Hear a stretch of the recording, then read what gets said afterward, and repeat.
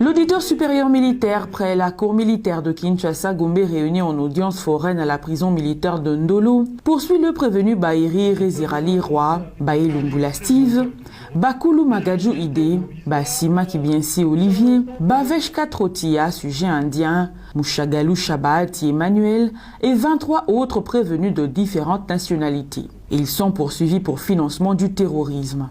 Des faits qui remontent à l'année 2022. Selon l'auditeur militaire, les prévenus auraient agi en coopération directe pour financer plusieurs actes terroristes commis par le M23. Arma immobile.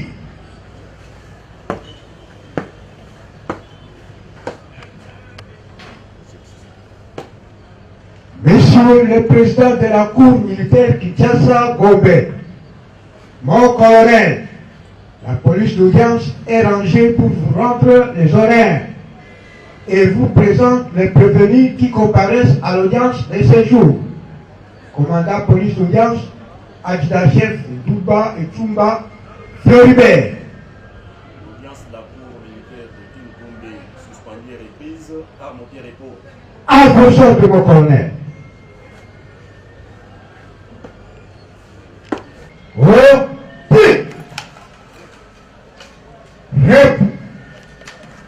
L'auditeur supérieur militaire près la cour militaire de Kinshasa, Gombe, réuni en audience foraine à la prison militaire de Ndolo, poursuit le prévenu Baïri Rezirali Roi, Baï Lumbula Steve, Bakulu Magadjou Ide, Basima Kibiensi Olivier, Bavesh Katrotia, sujet indien, Mouchagalou Shabati Emmanuel et 23 autres prévenus de différentes nationalités. Ils sont poursuivis pour financement du terrorisme. Des faits qui remontent à l'année 2022. Selon l'auditeur militaire, les prévenus auraient agi en coopération directe pour financer plusieurs actes terroristes commis par le M23. Ces prévenus qui, pour la plupart, sont de nationalité indienne, seraient employés au comptoir d'achat d'or Sogréat. D'autres de nationalité congolaise et rwandaise auraient reçu des sommes de 69 084 069 dollars américains en provenance du Rwanda et de Dubaï, des sommes qui leur auraient servi à l'achat de l'or vendu au Rwanda.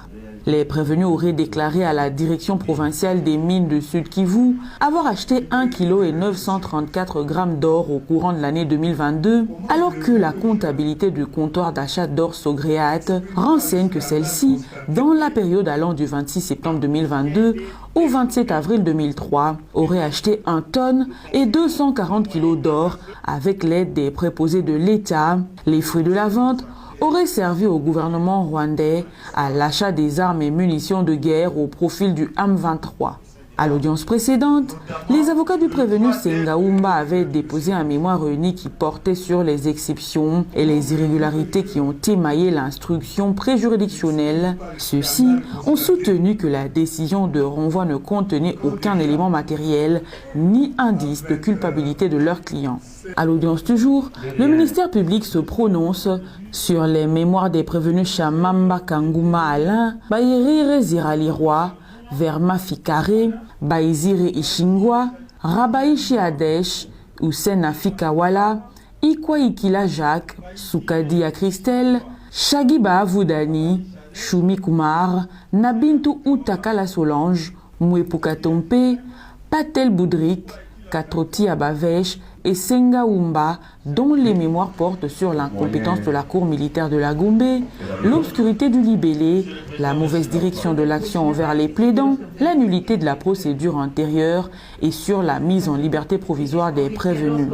L'organe de la loi demande à la cour de dire recevables mais non fondés tous les mémoires uniques déposés par les parties prévenues et ordonner la poursuite de l'instruction.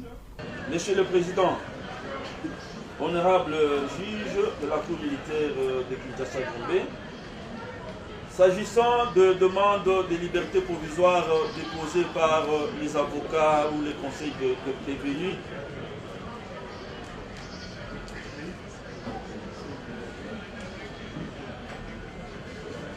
vu que tous les prévenus n'ont pas de résidence connue à Kinshasa, vu que les faits reprochés aux prévenus ont une certaine gravité,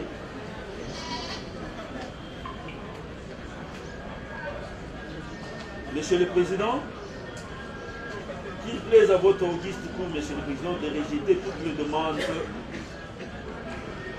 demandes de liberté provisoire déposées par les avocats ou les conseils des prévenus.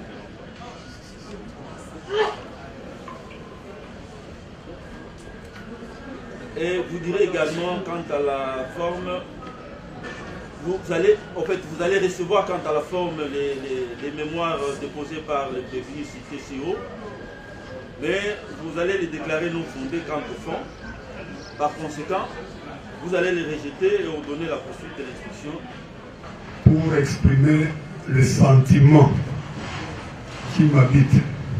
Les avocats des parties prévenus qualifient de scandale les propos du ministère public. Ils soutiennent que le ministère public n'a pas suffisamment motivé sa position sur les 28 mémoires uniques déposées. Nous venons, Monsieur le Président, d'assister à un scandale. Les propos que nous avons entendus ne peuvent pas émaner d'un officier du ministère public qui a pris l'initiative d'accuser, qui sait que accuser impose la charge de la preuve et qui ne peut pas s'en sortir avec une telle légèreté. Je n'affirmerai rien de gratuit, Monsieur le Président. Comment voulez-vous que je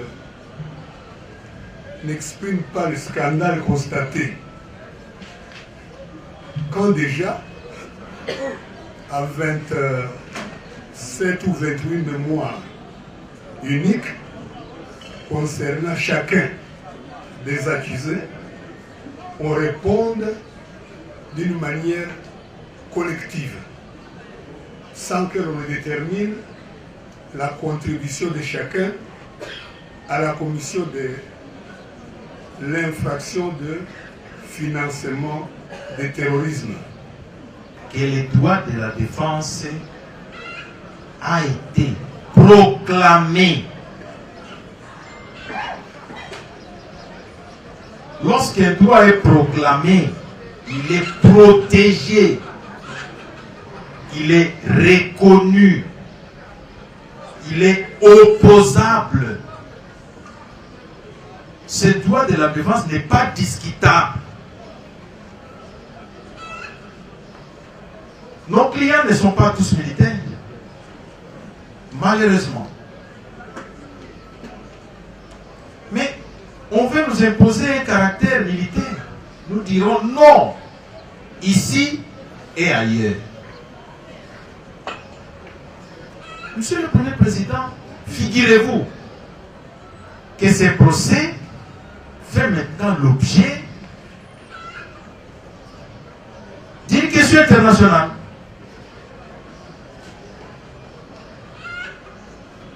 Je m'attendais à une réponse à nos mémoires, que cette réponse soit purement juridique. Mais hélas, c'est même contraire au discours des politiciens tenus à longueur de journée à travers nos médias. Ces procès.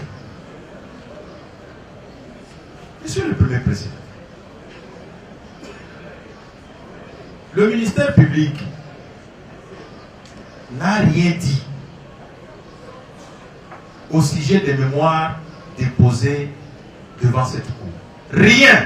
Après avoir entendu les parties prévenues, la Cour militaire clôt le débat, prend les exceptions soulevées dans les mémoires uniques déposées par les parties prévenues en délibéré pour se prononcer par un arrêt avant dire droit à intervenir dans le délai de la loi.